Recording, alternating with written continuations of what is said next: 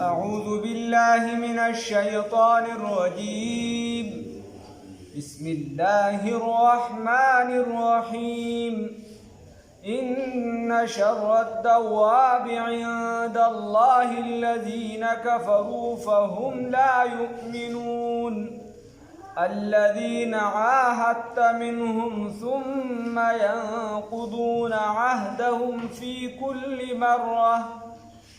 كل مرة وهم لا يتقون. صدقت يا رب العالمين.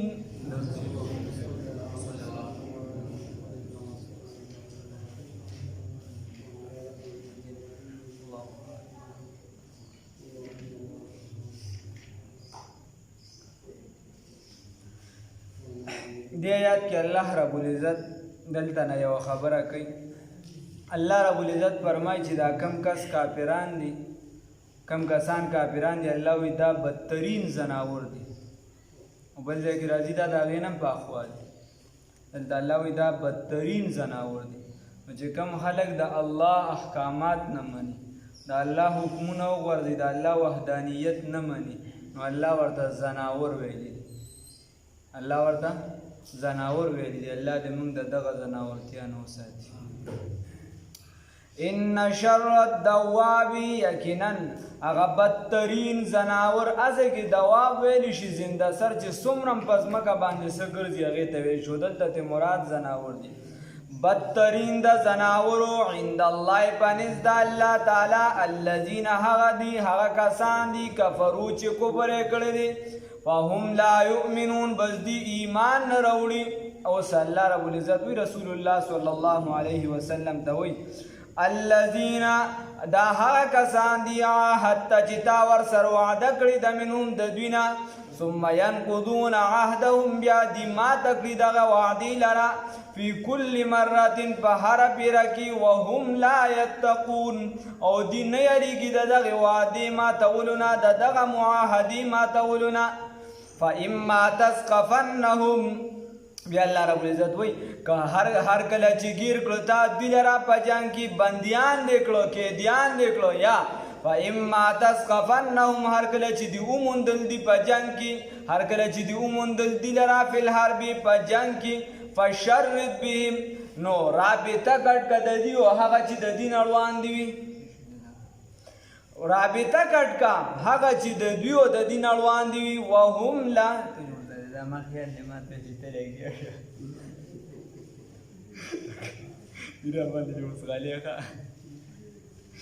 فشرد بهم.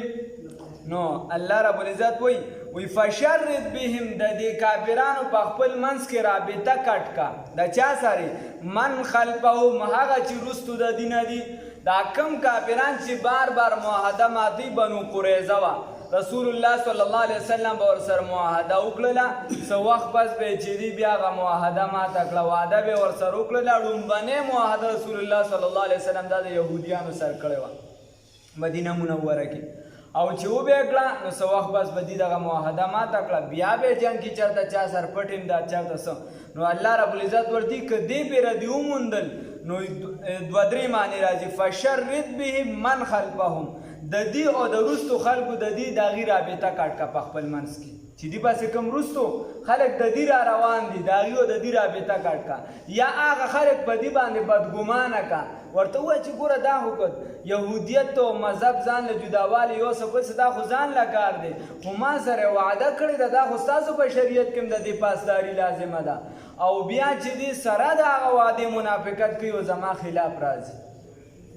نو فشرد بهم د دې هغې پې بدګمانه که په دې باندې او بله معنا فشرد بهم وتروه په دې سره من خلفهم هغه چې وروستو دینه راځي داسې ووه چې هغه وروستو کوم راځي چې هغې ته عبرت والي چې بیا پلانکي ته خو وګوره که نه څنګه والي دی هغې څنګه نو فشرد بهم داسې ووهه داسې پې وتروه چې هغه نور ته عبرت واخلي. فاما تثقفنهم بس که هر کله چې تا وموندل دي لره فی الحرب په جنګ کې فشرد بهم بس او تراو پدی سرا من هغه څوک خلفهم چې رسو د دوی نه را روان دي لعلهم یذکرون د پاره دی چې دی نصیحت قبول کی اوس الله رب العزت وایي چې دا هو اسلام عالمگیر دین دی په دنیا کې به اوس خامخای دا حکومت به درته ملاویږي حکومت ستا لاس ته راغی او چېرته به ستا معاهدې د خلکو سره راځي چېرته به د معاشي پروګرام وي چېرته به چې دی نور اجتماعي پروګرامات به وي نو الله رب العزت وایي چې تا د کوم قوم سره وعده وکړله او تا ته بیا یره وه تا وعده وکړله دنیا ده د خلکو دا د بلا کیسې راځي نو که تا د یو قوم سره معاهده وکړلو بیا تا ته یره وه چې دوی د دې پاسداري نه کوي نو الله رب العزت وایي فمبذ الیهم علی سواء دا ورته په برابرتیا وروله په عدله بدله وروله ورته ووایه چې بس څنګه و مکه شان کیسه ده یا ورسره په برابروالي باندې معاملات وکړه دا اوسنۍ بیا کیسې دي چې پلانکي ملک زموږ نه غټ دی او هغه مضبوط دی او نو زه مسلمان یم زه ورته ځکه لاندې کېږم الله بیا دا حالت نه وساتي مزید رس سره د بګړو کېږي تاج د اتلتوب وي د شاهین په سر دا خو یو توهین دی د کارغه په سر د هر چا په سر دا د غم سور نه کوي وَإِمَّا تَخَافَنَّ مِنْ قَوْمٍ خِيَانَةً فَانْبِذْ إِلَيْهِمْ عَلَى سَوَاءٍ په برابرتیا ورته دا وروله دا معاهده خپله واپس که ان الله یقینا الله رب العزت لا يحب الخائنین نه خوښوي خیانتګر ګوره دې کې رسول الله صلی الله علیه وسلم ته یو خبره وشوه نو اسلام داسې دین نه دی چې کله ستا د یو قوم سره معاهده وکړه لکه قریشو سره معاهده راله هغې په ښکاره علی الاعلان خلاف ورزي وکړه په معاهده کې دا لیکلی شوي چې کومې قبیلې د رسول الله صلی الله علیه وسلم سره ولاړې نو د هغې به خلاف ته نه جنګېږي هغې ته به نقصان نه رسوي کومې چې تا سره ولاړې هغې ته به موږ نقصان نه رسو قریش چې دی صفا علی الاعلان رسول الله صلی الله علیه وسلم سره چې کوم قبیلې والا ولاړو هغې یې مړه کړو هغې چې دی ته سخت نقصان ور ورسو نو بس بیا علی الاعلان چې هغې ماته کړه بس بیا د غرضولو ضرورت رانغی هو که چېرته یو قوم پټ په پټه څه کارروایي کوي یا معاهده ته ختمول غواړي نو هغه به یو چې هسې ختمول غواړي نو بیا به د میعاده پورې صبر کوي د وخته پورې او که نه ته پرې شکمن شو چې دې شا په شاکار کوي په عللاعلان یې څه نه دي کړی نو بیا چې معاهده ختمې نو عللاعلان به وي عللاعلان به معاهده ختمې پټ په پټانه چې ته لاړ شي حمله پرې وکړي چې تاسو خو پټه ماته منصوبه جوړوله نه عللاعلان به ختمې او الله رب العزت ته وبخي بخنه دې ورته الله نصیب کړي داسې ویلی شي په تفاسیرو کې دا مونږ ته استادان وایي وإما تخافن من قوم خیانة وایي کله چې هغه د صدا مکاته ګرمه شوه نو هغه نه مخکې چې کله اقوام متحده باندې شکمن شو شکمن سو خو هسې ما ټوله لوبه اوس هم شکمنه روانه ده وإما تخافن من قوم خیانة هغه نه مخکې چې کوم کاري تلاوت کو چې هغې راغلي یو څه بل څه کاته نو هغه دا آیاتونه وي وإما تخافن من قوم خیانة فانبذ إلیهم علی سواء ته خپله معاهده وروله هغه به بار بار بیا په خپل تقریر کې د دې آیات چې دی تذکره کوله دا یو څو آیات دي الله دې په قبر انوارات راوړي دا شیخ صاحب وایي ما ته چا وویل یو یې د قذافي یادو یو یې راته چې دی نو صدام حسین یادو چې دا خو دوه سپي دي دا خو راته وایي راته عرب راته وایي چې دا خو دوه سپي دي وایي ما ورته دا دوه سپي دي خو چې دا دوه سپي لړ نو دا خنزیران به ته ووینې چې دا برته په حرم شریف کې ګرځي ما ورته چې سپي خو دوه دي دا دوه سپي دي خو چې دا دوه سپي لړ نو دا خنزیران برته په حرم شریف کې ګرځي الله دې معافي وکړي وإما تخافن من قوم خیانة فانبذ إلیهم علی سواء نو په برابرتیا ورته نو د دې وجې سیدنا امیر معاویه رضی الله تعالی عنه ته باره کې تاریخ لیکي او دا علی اختلاف الاقوال په دوه درې قسمه ده یو پکې دا ده چې امیر معاویه رضی الله تعالی عنه د رومیانو یو علاقې والا سره معاهده وه چې کله معاهده وه نو چې د هغې وخت پوره کېده د هغې نه مخکې د تیاري کو او فوج یې سرحد ته ورنږدې کو په بل قسم زه چې درته دا کوم ویم نو یو تاریخ په دا قسمه راغلی یا سرحد ته ورو ورنږدې کو په دې کې یو مشر صحابي دی هغه را روان دی شاغړې ورته چې الوفا لا غدر الوفا لا غدر بې وفایي نشته وفا به کې وفا بې وفایي مه کوه امیر معاویه صاحب وی څوک ته وي صاحب څوک را روان دی مشر نه پیژنو چې رارسېدو دا خو د رسول الله صلی الله علیه وسلم صحابي دی غالبا درېم یا څلورم مسلمان شوي هغه ورته وایي چې صاحب ما د رسول الله صلی الله علیه وسلم نه اورېدلی دي چې کله د یو قوم سره معاهده وکړي او د دې وخت نه پوره شوي نو د دې په ورځو کې د معاهدې په ورځو کې به هېڅ قسمه د هغې خلاف څه کاروایي نه جوړوي څه میشن به نه جوړوي څه پروګرام به نه جوړوي چې څنګه وخت پوره شي په ده به زه حمله کړو ګوره خوا کافر دی دی خوا د اسلام دا اصول دي نو دا امیر معاویه رضی الله تعالی عنه ورته چې صحیح د خپل پوځ واپس کړه د سرحد نو دا مونږ ته اسلام مونږ ته دا ښیي امیر معاویه صاحب مونږ ته دا ښیي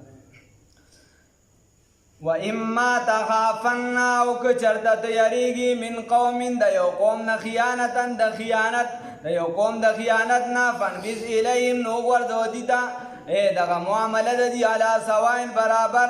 عدله په بدله ان الله یقینا الله رب العزت لا يحب الخائنین نه خوښوي خیانت کوونکي ولا يحسبن الذين ګمان دي نه کوي هغه کسان کفرو چې کافران دي سبقو چې نجو دي نجات ومونده یا دي روان دي لاړ د عذاب نه کم کافران چې په جنګ کې بچ شو دي واپس لاړ نو دي دا ګمان نه کوي چې موږ بچ شو یا د اسلام طرف ته راشي کنه یا به بیا ګیر شي انهم یقینا دي لا يعجزون نشي عاجز کولی ما لرا الله رب العزت دي ما نشي عاجز کولی بیا به چرته راټینګم اوس الله وی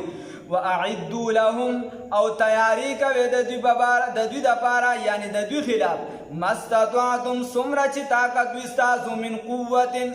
دا اسکارونه د پوجنا او د اسلحینا ومن رباط الخیل او د هغه اسونو منظمونه د اسونو تړلو شونه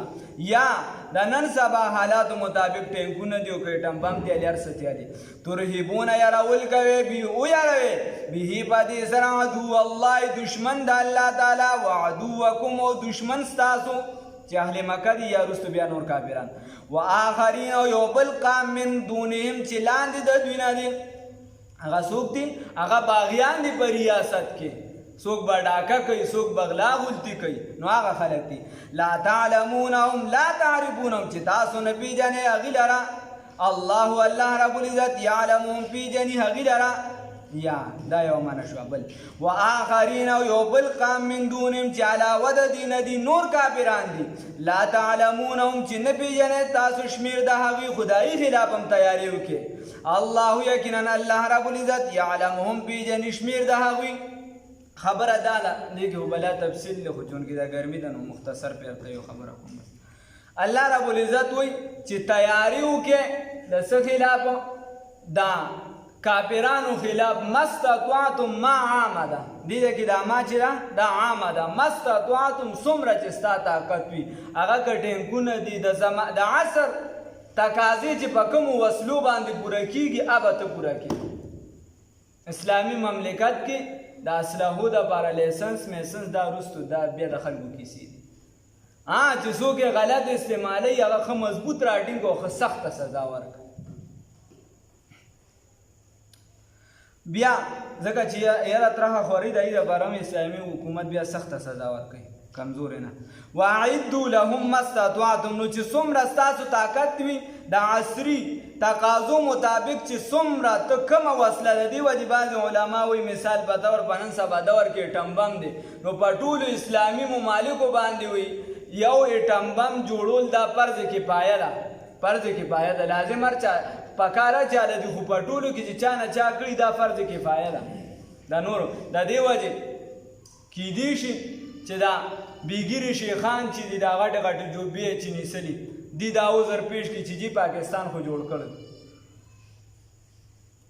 نور به بیا د خدای سره معاملې ټول عمر ځان له ونه وکړه ظالمان ما استطعتم من قوة بیا قوه دلته مراد چې دی پوج اسلحه او څه چې ته نور اغشتی شي ومن رباط الخیل په هغه دور سره اسونه منظم اسونه تیار شوي د جنگ دپاره او نن سبا نور بیا څومره اسلحې ورسره یاله څومره چې آلات دي دا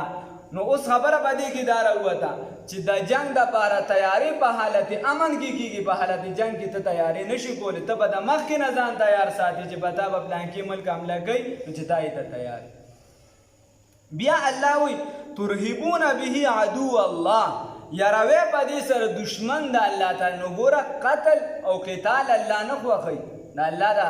قتلول خوښ نه دي. د دې وجې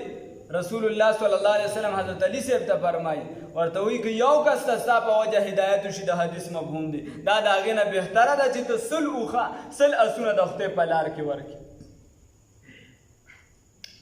نو ترهبون به عدو الله، نو ویاروه چې یارولو کې ته په دې سره دشمن د الله تعالی د الله دشمن پې ویاروه چې هغې د دې کفر نه د جنګ جګړو نه فتنې او فساد نه وړي.